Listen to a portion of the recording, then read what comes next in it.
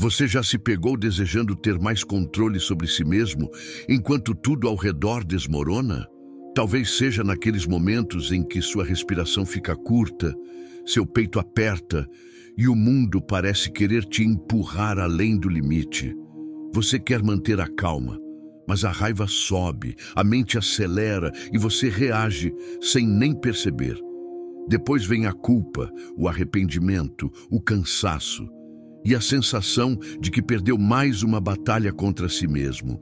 A verdade é que perder o controle não começa com o grito, começa com o acúmulo silencioso, com a tensão no maxilar, a pressa nos pensamentos, a urgência em ter razão, e de repente é como se você não fosse mais dono de si, como se algo dentro de você tomasse o volante e te arrastasse para um lugar escuro. Mas e se existisse um caminho para manter o domínio, mesmo quando o mundo tenta te tirar do eixo?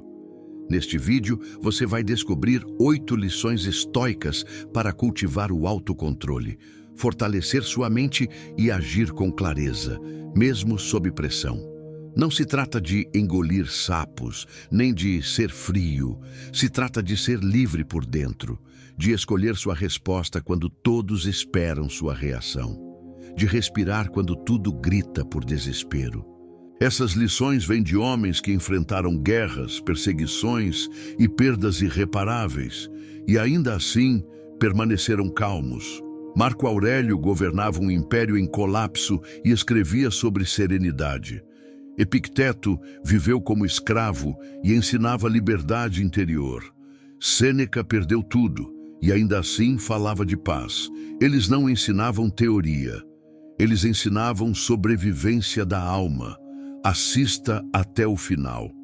Cada uma dessas lições é uma âncora para os dias de tempestade, uma arma mental para momentos em que tudo parece fugir do controle.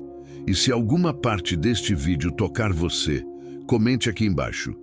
Serei calmo e racional. Porque esse é o primeiro passo. Decidir. Vamos começar. Existem momentos em que o mundo parece pedir que você quebre, quando tudo exige uma reação imediata, um grito, uma explosão.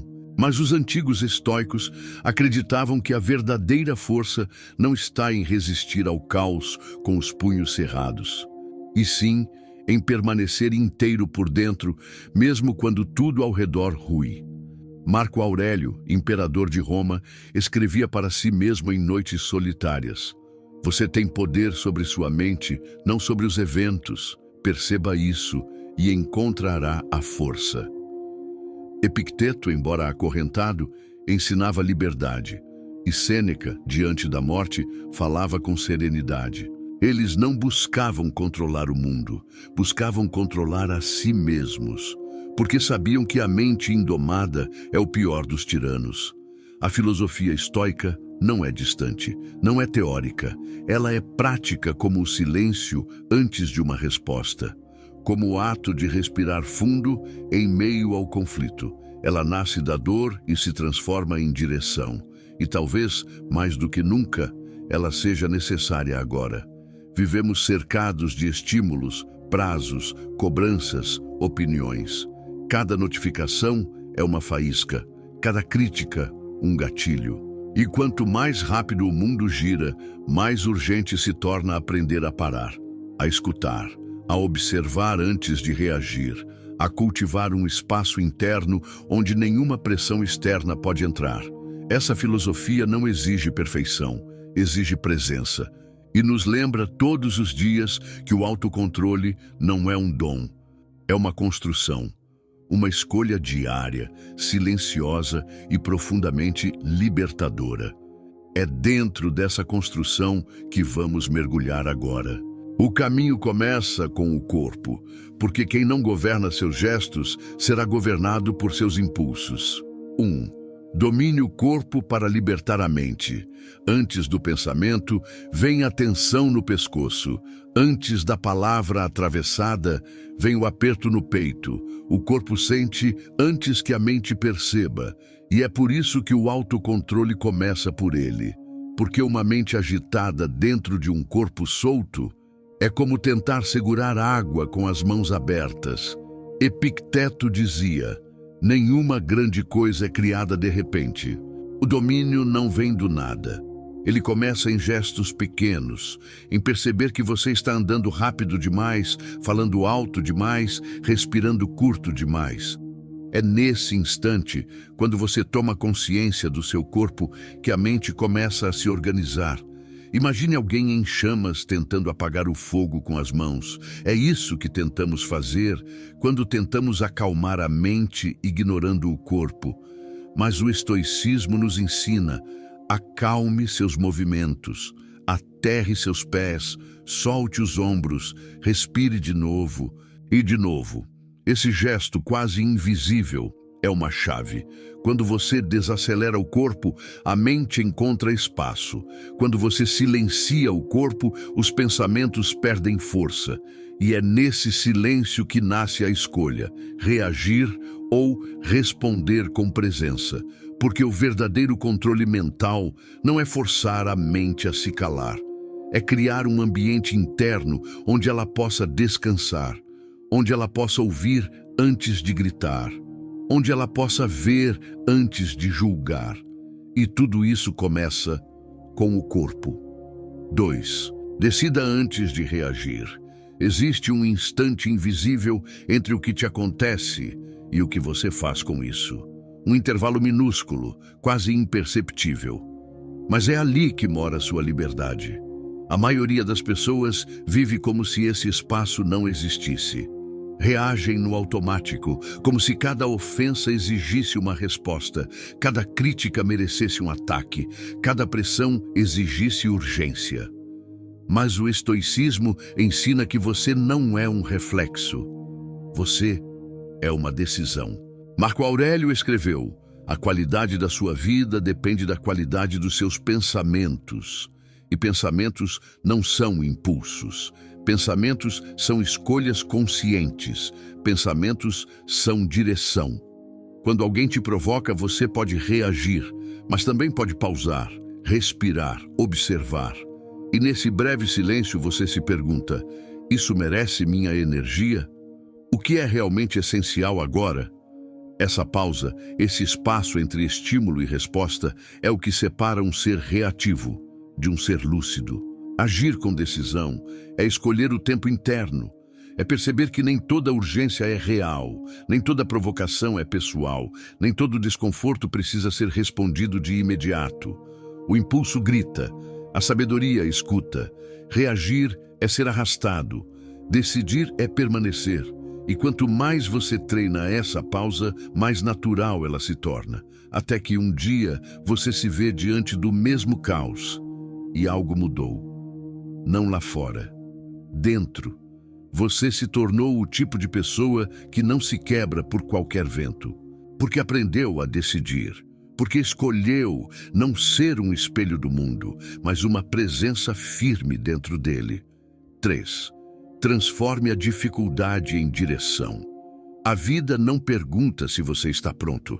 Ela acontece. E muitas vezes, quando tudo parece pesado demais, o que vem à tona não é o problema em si, mas o que ele desperta dentro de você. Medo, raiva, frustração, impotência. É como se cada dificuldade trouxesse à luz tudo aquilo que ainda não foi resolvido. Mas o estoicismo não vê o obstáculo como inimigo, ele vê o obstáculo como matéria-prima. Marco Aurélio escreveu: o impedimento à ação avança a ação. O que está no caminho torna-se o caminho. Isso não é resignação, é alquimia emocional. É olhar para a dor e perguntar: o que posso aprender com isso? Quando algo te fere, existe ali um ponto cego. Uma crença rígida, uma expectativa escondida, um desejo de controle. E é justamente nessa ruptura que você tem a chance de crescer. Não por negação, mas por presença, por aceitação ativa, por escolha lúcida. A dificuldade te convida a reordenar prioridades, a deixar de insistir no que não depende de você, a descobrir uma força que só aparece quando tudo desmorona. E não é uma força ruidosa, é uma força serena. a força de quem já caiu e sabe levantar. Transformar a dificuldade em direção é parar de lutar contra o que já aconteceu e começar a construir com o que sobrou. É entender que o sofrimento, quando atravessado com consciência, vira solo fértil, vira raiz, vira coragem. E então, aos poucos, você para de perguntar: por que isso está acontecendo comigo? E começa a perguntar: como posso atravessar isso com dignidade? E essa pergunta muda tudo. 4. Cultive a calma, de Marco Aurélio. Imagine governar um império em colapso, ser traído, perder filhos, enfrentar guerras e ainda assim sentar todas as noites para escrever sobre serenidade. Marco Aurélio não foi calmo porque teve uma vida fácil. Foi calmo porque entendeu que o caos externo não precisa contaminar a ordem interna. Ele escrevia para si mesmo como se estivesse acalmando a própria alma. A mente adaptada à razão é como uma fortaleza. Ninguém pode tomá-la. A verdadeira fortaleza para ele não era feita de pedra, era feita de clareza. E essa clareza nasce da prática constante da atenção. Calma não é ausência de emoção, é a capacidade de conter o fogo sem se queimar. É estar presente o suficiente para não ser arrastado. É enxergar com lucidez mesmo quando tudo parece embaçado.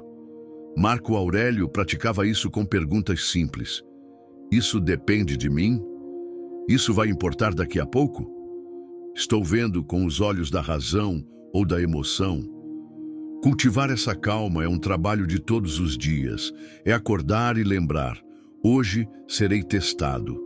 E ainda assim, escolher não reagir como se tudo fosse pessoal. Não se ofender com cada palavra. Não correr atrás de cada alarme. Porque quando você se torna inteiro por dentro, o mundo pode gritar, mas você permanece firme. A calma, no fundo, não é sobre controle, é sobre confiança. Confiança de que você saberá lidar, de que você não precisa responder a tudo, de que você pode escolher a paz, mesmo que ninguém ao redor esteja em paz. E quando você cultiva essa calma, você começa a ver o que Marco Aurélio viu, que a verdadeira liberdade não é fazer o que se quer, é não ser dominado pelo que se sente. 5. Antecipe o caos com serenidade lúcida. Existe uma prática estoica silenciosa, mas poderosa, chamada visualização negativa. Ela não é pessimismo, é preparação emocional. É imaginar com clareza as perdas, os imprevistos, as dores, antes que elas aconteçam. Não para sofrer antes da hora, mas para não ser esmagado quando chegarem. Epicteto dizia: em tudo o que fizer, mantenha presente a possibilidade de perda. Porque quando você se prepara interiormente, o golpe não te desmonta. Ele apenas te encontra pronto. Não frio, mas firme. Não apático, mas consciente. Vivemos em um mundo que nos ensina a negar o sofrimento, a fugir da ideia da morte, do fracasso, da perda. Mas quanto mais você nega, mais vulnerável se torna. A mente que não contempla a instabilidade da vida se quebra na primeira rachadura. A que aceita a impermanência encontra equilíbrio mesmo em meio ao abalo. Visualizar o caos é como ensaiar uma tempestade no silêncio da manhã. É imaginar o atraso, o erro, a frustração e respirar com isso, sentir o desconforto e ficar, permanecer, porque de certa forma, quando o pior chega, ele já passou por você. E o mais belo disso é que ao imaginar o que pode ser perdido, você também valoriza mais o que está aqui. Ao considerar que tudo é instável, você ama com mais presença, agradece com mais profundidade, vive com mais verdade. Antecipar o caos com serenidade lúcida é como construir abrigo dentro de si, e esse abrigo ninguém pode tirar. 6. Respire com consciência antes do impulso. O corpo sabe antes da mente. A raiva começa no estômago, o medo aperta o peito, a ansiedade encurta o ar. E muitas vezes agimos não porque escolhemos, mas porque não respiramos.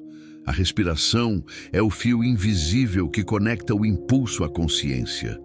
Quando esquecemos dela, viramos reféns do instante. Quando nos lembramos, voltamos ao centro. Os estoicos compreendiam a respiração como um portal, um gesto simples, mas sagrado. É através dela que você volta para si, que você ganha tempo interno para perceber o que está sentindo ao invés de simplesmente explodir. Um único segundo de fôlego pode impedir uma guerra. Um único instante de ar pode impedir que você diga algo que vai carregar por anos. Respirar com consciência não é apenas inspirar fundo, é estar inteiro naquele ar. É permitir que o oxigênio limpe o terreno onde o impulso queria florescer. É criar espaço entre o que te afeta e o que você fará com isso. Pense nisso como um pequeno ritual de poder. O mundo te pressiona, o conflito se aproxima, o caos parece inevitável e você respira. Nesse gesto quase invisível, você afirma: eu não sou o que me provoca, eu sou o que escolhe. É nesse instante que nasce a verdadeira força, porque no fundo, respirar antes de agir é como acender uma vela no escuro. Não dissipa toda a escuridão, mas ilumina o suficiente para você não tropeçar em si mesmo. E às vezes, isso basta. 7. Use o silêncio como proteção interior. Em um mundo que grita o tempo todo, o silêncio se tornou quase subversivo. Mas o silêncio não é ausência, é presença plena. É quando você deixa de reagir por impulso e passa a observar com clareza. É quando você ouve sem necessidade de responder. É quando você percebe que nem todo conflito merece sua voz. Sêneca escreveu: às vezes, até o silêncio é uma resposta, e uma resposta poderosa, porque ela não alimenta o caos, não aumenta o fogo, não se rende à necessidade de ter a última palavra. O silêncio, quando escolhido, é uma fortaleza interna, um escudo invisível contra o descontrole dos outros e o seu. Muitas vezes, o silêncio incomoda, porque ele confronta. Ele mostra aquilo que o barulho tenta esconder, mas também cura. Porque quando você se cala, começa a escutar o que realmente está acontecendo dentro de si. A raiva esfria, a mente clareia, a alma respira. Silenciar não é fugir, é assumir o controle, é escolher não se perder em ruídos que não constroem. É entender que nem tudo precisa de resposta imediata e que muitas coisas nem resposta merecem. É proteger a própria energia como quem protege uma chama em meio ao vento. Usar o silêncio como proteção interior é lembrar que sua paz vale mais do que uma discussão vencida. É saber que às vezes o som mais sábio é o som que não se faz. E nesse espaço de quietude nasce algo raro: discernimento. E com discernimento nasce a liberdade. 8. Seja calmo e firme ao mesmo tempo. Existe uma ideia equivocada de que calma é passividade, que quem é sereno cede, que quem não reage é fraco. Mas a calma verdadeira não é moleza, é firmeza sem agressividade, é presença sem barulho, é o tipo de força que não precisa provar nada, porque já sabe quem é. Epicteto ensinava que não devemos permitir que os acontecimentos nos arrastem como folhas ao vento. Ser calmo para ele não era ser indiferente, era ser inabalável. E ser inabalável não significa não sentir, significa não se deixar dominar. É agir com o coração calmo e a coluna ereta. É sustentar uma posição sem precisar levantar a voz. É dizer não com firmeza e seguir em paz. Essa união entre calma e firmeza é rara, mas quando aparece, transforma o ambiente. As pessoas sentem, respeitam, porque não estão diante de alguém que reprime emoções, mas de alguém que as governa, que escuta, pondera e fala só o necessário, que está presente, mas não se deixa engolir, Ser calmo e firme ao mesmo tempo é um estado de maturidade emocional. É saber que você não precisa vencer todas as disputas para vencer a si mesmo. É carregar a paz no olhar, mas a convicção nas atitudes. É não se curvar ao caos, mas também não se tornar parte dele. E quando você alcança essa combinação de serenidade com firmeza, você deixa de ser apenas mais uma peça reagindo ao jogo. Você se torna o tabuleiro. Um espaço de estabilidade em meio à instabilidade, e essa presença transforma tudo ao redor. Você acabou de percorrer 8 lições estoicas, mas elas não são apenas ideias, são armas mentais, ferramentas silenciosas que você pode carregar com você, mesmo nos piores dias. Porque, no fundo, a verdadeira proteção não vem de fora. Ela vem de dentro, vem da forma como você escolhe olhar, respirar, responder, dominar o corpo, escolher antes de reagir, usar a dor como direção, cultivar a calma, antecipar o caos com lucidez, respirar com presença, silenciar com sabedoria e unir serenidade com firmeza. Cada uma dessas práticas é como uma âncora que impede que você seja arrastado pelo turbilhão. Elas não te blindam da dor, mas te lembram que é possível atravessar com dignidade. E aqui está a verdade mais dura e mais libertadora. Conhecer essas lições não muda nada. Aplicá-las sim, porque sabedoria sem prática é só peso acumulado.